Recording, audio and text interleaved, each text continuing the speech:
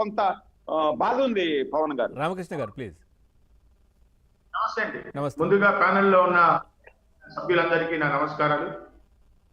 Sir, Jaganmohan Reddy గారు ఎవరైతే విపక్ష నేతగా ఉన్నాడో, ప్రతిపక్ష నేతగా ఉన్నారో, మాజీ ముఖ్యమంత్రి అయినటువంటి జగన్ గారి యొక్క వైఖరి ఇవన్నీ చూస్తుంటే ప్రజాస్వామ్యానికే చాలా ప్రమాదమా అనిపించేటట్లుగా ఉంది సార్. ఏదైతే 2019 నుంచి 24 వరకు కూడా అబద్ధమే ఆయుధంగా, దాడులే ధ్యేయంగా, దోచుకోవటమే ఇదిగా పనిచేసినటువంటి ప్రభుత్వం, ఆ తర్వాత దానికి తగ్గ రీతిలో ప్రజలు వాళ్ళని చీత్కరించి 11 సీట్లకు పరిమితం చేస్తే అప్పుడైనా ఈ యొక్క వైసీపీ పార్టీ, దానికి అధినేత అయినటువంటి జగన్మోహన్ రెడ్డి గారు వాటి మీద సమీక్ష చేసి మేమేం చేయాలి, ఎందుకంటే ఇది ప్రజాస్వామ్యం సార్. ప్రజాస్వామ్యంలో ప్రజల యొక్క తీర్పు అంతిమం. అంతేకాకుండా ప్రజల యొక్క క్షేమం చేసే విధంగా వాళ్ళకి అభివృద్ధి ధ్యేయంగా పనిచేయాల్సినటువంటి ఈ యొక్క రాజకీయ పార్టీలు కానీ, రాజకీయ పార్టీ నేతలు కానీ, విపక్ష నేత అయినటువంటి జగన్మోహన్ రెడ్డి మీద ఎంతో బాధ్యత ఉంది. ఆ బాధ్యతను విస్మరించి, ముఖ్యమంత్రిగా ఉన్నప్పుడు కూడా ఆయన బాధ్యతను విస్మరించి, అప్పుడు కూడా నిందితులను వెనకేసి వచ్చినటువంటి తీర్పు అందరం చూశాం. ఎన్నో రకాలైనటువంటి కేసుల్లో వివేక గారి హత్య కేసు కావచ్చు, లేకపోతే ఎమ్మెల్సీ డ్రైవర్ గారి హత్య కేసు కావచ్చు, లేకపోతే డాక్టర్ గారి కేసు కావచ్చు, ఎన్నో. అయినా సరే వీళ్ళు దాంట్లో నుంచి పాఠాలు నేర్చుకోకుండా దౌర్జన్యమే ధ్యేయంగా పనిచేస్తున్నటువంటి ఈ రాజకీయ నాయకులకి తప్పకుండా ప్రజలు చక్కటి జవాబు చెప్తారు సార్. ఇందాక మన నాయుడు గారు అన్నట్లుగా ప్రజాస్వామ్యంలో ప్రజలకు క్షేమం చేయటం చేత కాకపోతే, అభివృద్ధి చేయటం చేత కాకపోతే రాజకీయాల నుంచి తప్పుకోవాలి. అనవసరంగా ప్రజాస్వామ్యాన్ని అగౌరవపరిచే, అభ్యంతరమైనటువంటి వాటికి సపోర్ట్ చేస్తున్నటువంటి ప్రతిపక్ష నేత ఇప్పటికైనా అతను ఈ యొక్క వైఖరిని మార్చుకోవాలని నేను అంటూ, ఎందుకంటే సార్ ఇది ప్రజాస్వామ్యానికి మంచిది కాదు సార్.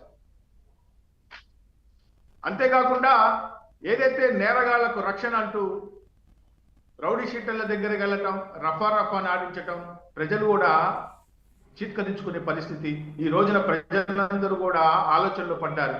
ఇటువంటి ప్రతిపక్ష నేతల మాజీ మంత్రి ఇంకో ఆయన అంటాడు, ఒక సెంట్రల్ మినిస్టర్ని పట్టుకొని, గౌరవనీయులైనటువంటి ఒక సెంట్రల్ మినిస్టర్ గారిని పట్టుకొని, పెమ్మసాని గారు చంద్రశేఖర్ గారిని పట్టుకొని ఆయన రకరకాల అంతు తెలుస్తానని మాట్లాడటం, వీళ్ళు సభ్య సమాజానికి ఏమని చెప్తున్నారు సార్?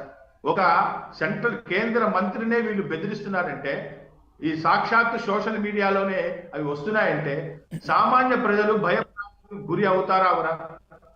తప్పకుండా గురి అవుతారు. భయభ్రాంతులకు గురి అయ్యే వీళ్ళకి 11 సీట్లు ఇచ్చారు.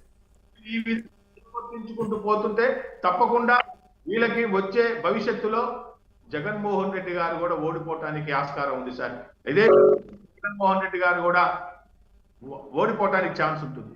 అంతేకాకుండా ఏదైతే సీదిరి అప్పలరాజు గారు ఉన్నారో, ఇందాక ఆయన చెప్పారు, ఆయన వెటర్నరీ డాక్టర్, వాళ్ళ అబ్బాయి యాక్సిడెంట్ చేశాడు, పొరపాటుకు చేశాడో కావాలని చేశాడో అది పక్కన పెడితే యాక్సిడెంట్ అయ్యింది, అది కేసు అయింది. కేసు అయిన తర్వాత ఆయన చనిపోయారు.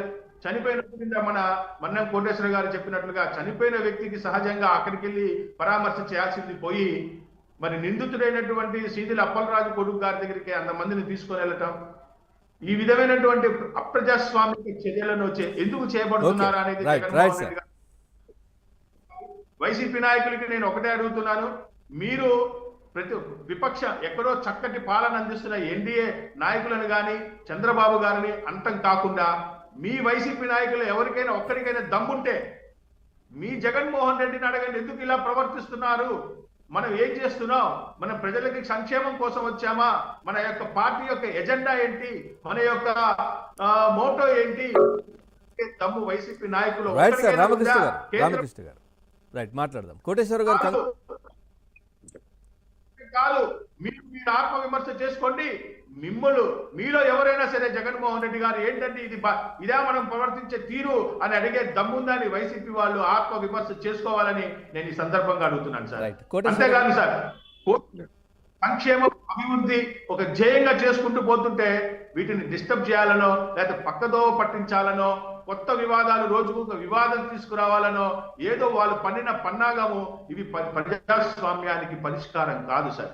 ప్రజా సమస్యలకు పరిష్కారం కేవలం ప్రజల సమస్యలను తీర్చే దిశగా ఏదైనా పార్టీ రాజకీయ పార్టీ వెళ్ళాలి తప్పితే వాటిని తీవ్రతరం చేసి ఏదో సంఘంలో అలజడులు సృష్టించాలనుకుంటే అది ప్రజాస్వామ్యానికే భంగం కలుగుతుంది సార్. అది చాలా ప్రమాదకరమైనటువంటి పరిస్థితి సార్.